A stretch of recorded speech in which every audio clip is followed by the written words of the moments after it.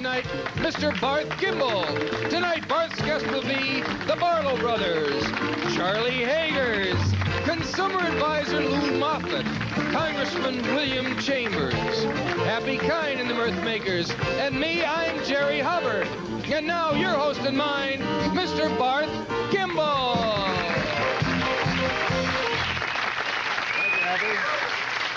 Thank you. Thank you. Good evening and welcome to yet another half hour with Fernwood's most interesting people, at least one of them. Thank you. We're talking about the cream of the toast at the top of the town. Last night, incidentally, I responded to some gossipy lies printed about me in the Fernwood Courier, and I thought that my response would put that gossip to rest, but no. Apparently, it didn't, not as evidenced by today's issue. Frankly, it's always been my feeling that when you stoop to reply to every little gossipy lie that starts when you really make it big, you know, that's going to be all over the place, people telling this, people telling that, you're just operating on their level. So I will not stoop to gossip about editor Tom Pickwick. I will ignore his finances. Oh, my God. Or his sexual proclivities. So my only recourse is to say that I respect the Courier's freedom of the press, and they must respect my freedom of the use of television, which is, of course, the most powerful medium of communication ever devised. To respond in some small way, that's what I'm going to use it for, to respond in some small way to that pipsqueak of a paper which shouldn't even be fit for your birdcage bottom. So my message tonight to the Fernwood Courier is quite simply, Mr. Courier, up yours. Okay, I think that says it, and I think we can get on with the entertainment, okay? Our first guest tonight is a man whose wife needs no introduction to most of you, but who's maybe just a little bit obscure himself. So I'll have to tell you his name. His own wife got the show business bite. Must have in turn bitten him pretty hard because he seems to have caught it too. He's here with us tonight to tell us about a new show business venture of his. Welcome, Mr. Loretta Haggers, Charlie Haggers.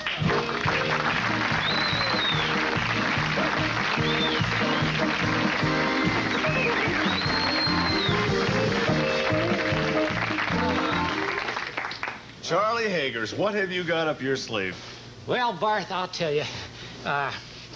You know, since you've taken over Loretta's career, the men... This is true. No, don't get me wrong. I love that. Oh, I'm very happy about that because that... Really, no, I am. Because that gives me an opportunity to concentrate my managerial talents on promoting some other fine performers that we have right here in Fernwood. You know, Loretta and me, we have been exposed to some terrific acts. And Happy Kyne, your band leader right here, Happy Kyne, will be happy to tell you, I'm sure, that the music scene in Fernwood is as competitive as slopping time in the hog waller. I mean, it is tough. But there, you have to have something special to get ahead in Fernwood. And we have run across, Loretta and me, a terrific, unique act. I ain't going to tell you any more about it. People can only take so much real meaning. Right. Absolutely, sure. Yes, right. I understand. Well, listen, why don't you go ahead and introduce them? You know them better than we do. I think I'll do that. You're going to love these guys.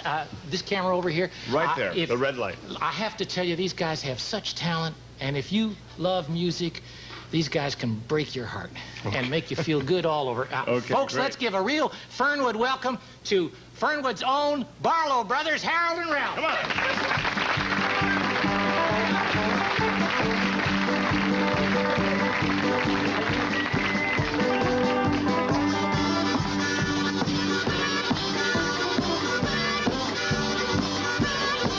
If you got the time, come on and jump and shout. If you feel the rhythm, come on and feel it out. Stand up and stomp your feet, shake the ground, shake the ground. You can shake it in the street, shake the ground, shake the ground. Mama, don't you lose a beat, shake the ground, shake the ground. Come on, people, get off your seat. 1, 2, 3, 4.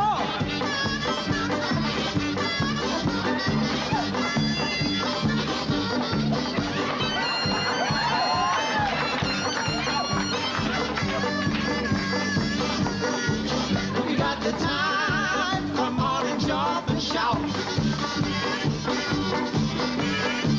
If you feel the rhythm,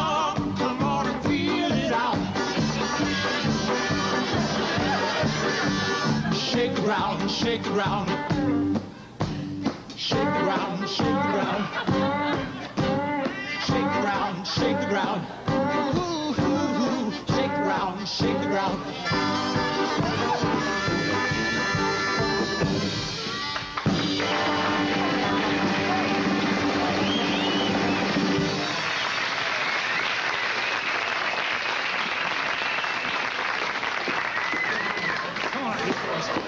You done fine, fellas. I'm real proud. Thank you, Charlie. It's nice to meet you, sir. Thank you. You guys really got it together.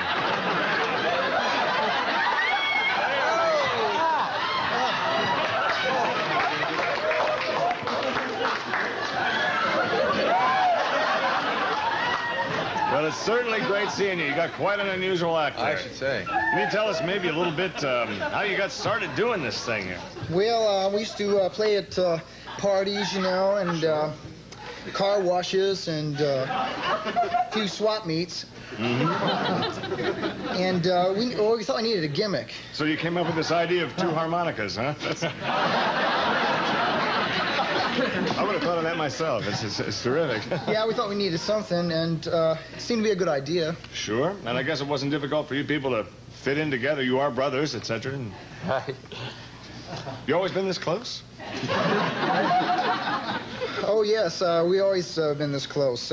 Ever since we started playing together, we've always stuck ourselves in the same pants. And besides, our parents, you know, they never had a lot of money when we were little, and, you know, they used to make us share clothes. I'll be darned. So, in other words, you both wear the pants in your family. Don't you just save a fortune on airplane tickets, too, don't you? Oh, it's great. 2 for the price of 1. Absolutely. Clothes are easy to get, too. Yeah. Absolutely. Well, it's nice to see you. They're kind of a... You know what attracted me to these guys originally, Barth, is the basic warmth of their act. Sure. Well, that would come from the whole sibling thing, which would be brothers. Yeah, Okay? I know. Fine. Well, listen, we sure wish you guys all the luck in the world. Or you guy. What do we call I it? don't know. One lump of talent there, whatever it is. One lump in 2 bodies. Yeah. It's kind of interesting. You don't see that every day. And, well, maybe you can come back and see us again sometime. We'd love to. Okay? Yeah. Charlie, Thank thanks you. again Thank for you. bringing him by. We'll be right back after this message.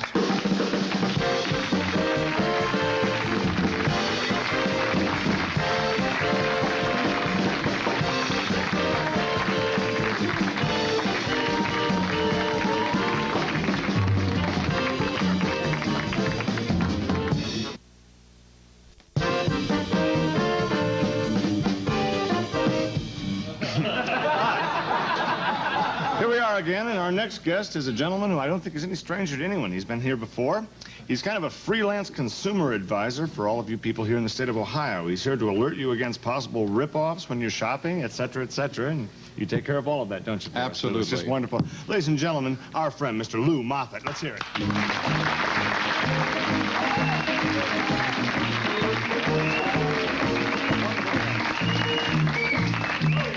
Lou, very quickly, what have you got for us today? Well, I've been investigating the music business, Barth, and I found something absolutely deplorable going on in the record business today. Rip-offs against the consumer against nostalgia albums like these. Sure. It's absolutely incredible what they're putting out on television today. Consumer fraud, if I ever saw it. Because they'll take an album's, for instance, Buck Owens' favorites. I mean, who is Buck Owens? What are these favorites? Yeah. Whose favorites are they? They're not your favorites. They're not my favorites. Are they Bucks? Exactly. Does the consumer? No, absolutely not. It's terrible. And then again, people advertise 50 hits. Mm-hmm. Whose hits? 50 hits of where? The 50s? Are they hits from the 50s? Are there 50 hits? What are they selling? Could be hits of people over 50. Exactly. 50-50. Who knows? 50-50, that's our motto. Okay. You know, in traveling around this great country of ours, I have come across several what I think are acceptable records. Actually, something you can trust, a real value. I believe so, Barth, and... Well, why don't you tell the people about it, because I'm sure they would want to cash in on something like that the same way we would. Absolutely. Okay, go for the throat. Yes. You know, whenever I think of nostalgia, I always think of those golden oldies from the fabulous 50s. You know, those sacred smashes that you can't hear anymore. Those Latin liturgical hymns that you used to hear in church, but you can't hear anymore. Well, you can hear them all once again from Monastery Records. Yes, 50 sacred smashes from that time when you said it in Latin and not in English. Songs like these. Sure, Sanctus, Sanctus, Sanctus, sung by the Franciscans. Remember those? Sure. And the stirring Stabat Mater by Sister Euphemia and the novices. And this, of course, yes, the unforgettable Trappist Brothers, right. 50 nostalgic nifties sung in that funny dead language. Why, toes will be tapping, bodies will be swaying to Latin rhythms like these. Boy, oh boy, makes you want to stand right up and genuflect, doesn't it? Well, you can hear them all once again from Monastery Records for $6.95, but that's not all. In addition, you get a bonus LP with hits like these. Yes, that's the throbbing Dies Irae, the haunting Tantum Ergo, and the pathetic chest-beating tempo of the Mea Culpa. Send $6.95 for hits like Ave Maria, Te Taudeum Laudeamus, and the mind-blowing Panis Angelicus. 100 sacred smashes. They're all in Latin. They're all in one album, and they're all yours, but act today. Exactly right. Send $6.98 to for Latin Goldies, P.O. Box 78924, Fernwood, Ohio, 43215. A division of Gimble Co. Enterprises.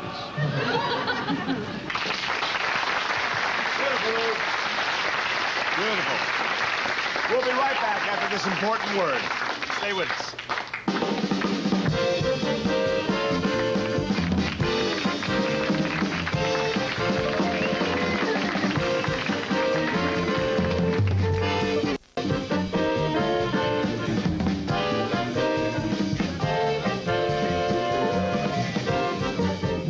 We're back with my guests, them, him, and him. You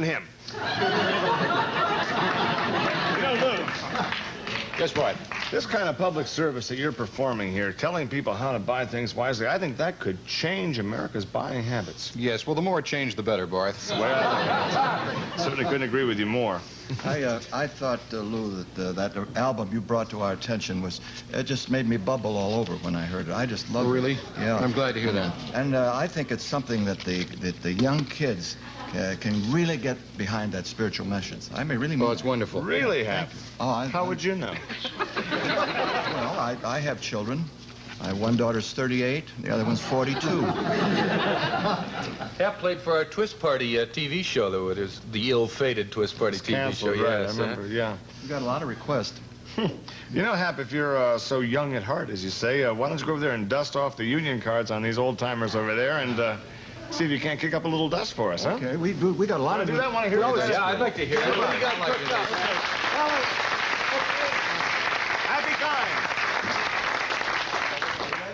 Okay. 1, 2, 3, 4. Went to a party the other night. All the ladies were treating me right. Moving my feet to the disco duck. How in the world can I keep my seat? All of a sudden I began to change. I was on the dance floor acting strange. And waving my arms I began to cluck. Look at me, I'm a disco duck. Whack, whack, whack, whack, whack, whack, whack, whack, whack, whack, whack, whack, whackity, whack, whack, whack, whack. Disco, disco duck. Disco, disco duck.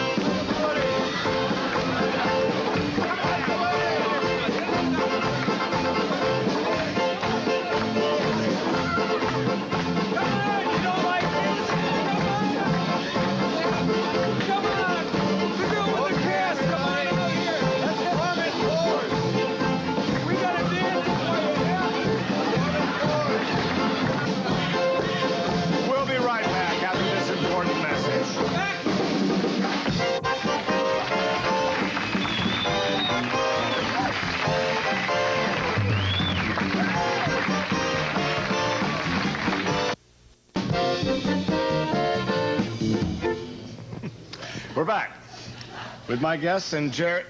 Jerry, the camera is on you. If you'd like to straighten up and maybe do your own job. Go ahead. Don't let me hold you up. But you don't really need me to conduct some interviews. You're doing a pretty good job by yourself.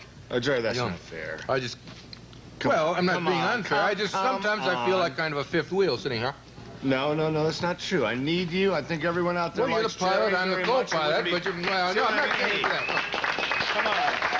It wouldn't be the same without you, Jim. He's the pilot, I'm the co-pilot. You've been flying this ship pretty steady on your own. Well, as far as going on a wing and a prayer, I know what you mean. But I think that you've been doing a pretty good job, and I think the day is not far away for sitting right here yourself. Well, I hope so. As I said earlier, I think I'm well qualified for the job. Let's not run over the credentials again, but people out there know what I've done, what I can do, I think. Okay, but you're still lacking some of the fine points, you know that, but I think just in the few weeks we've been here, I think, or a few days, whatever it is, I think you picked up a lot of those fine points. I'd say close to a third of them. Uh-huh. And I'm serious, and I think it's not going to be long before you'll be able to occupy this chair, and I mean that sincerely. Well, no. Maybe now, even. You want to try it? On this show now? You're nervous. You're not throwing me a... You're perspired already. No, it's the lights. You're not throwing me a curveball here, are you? Jerry, I believe that you got the basics. And there's one thing. You don't learn to ride a horse by sitting in bed. You learn on the horse. That's true. Do you know what I mean? Yeah. Or you don't learn to sleep by getting on a horse either. You learn in bed. True, yeah. It's the same thing. And I think the only way you're going to learn this thing is to get over here in the old Major Domo seat. And I'm not going to let you do that. Some lame thing would be easy. I'm not going to make you interview somebody who's lightweight because you're only as good as the person you're interviewing. That's you know what I mean? That's right. This is not like a Lou or a Charlie or anything like that. This is an important guest. Sorry. This is a congressman. Congressman Chambers, who's coming on. He is here. Do you think you're up to it? You let me handle that ball? Okay, now you're going to sit here. All right. You be me. Okay? Just sit over here. Okay? Now remember, you're still Jerry. Yeah, I remember who I am. Folks, there's nothing wrong with your set, okay? I'm just going to let him do this once. Wow. You be me and I'll be you, okay? All right. Isn't he terrific? Seriously, though, the public may never be completely satisfied with the findings of the federal commissions on the assassination attempts of some of our top political figures. A lot of questions are still unanswered, and there are many Americans who to this day feel that there's some conspiracy which is being covered up by some federal agencies like the FBI and the CIA. Our next guest is on one of the special panels currently investigating this conspiracy theory.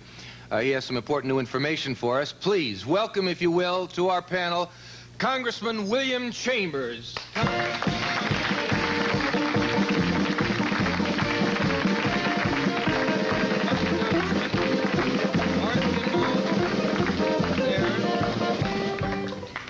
Congressman, I'm not going to beat around the bush. I'm going to get right to it. What new information do you have for us? Well, Jerry, I've just gotten hold of some documents that are going to blow the roof off the Capitol. Wow.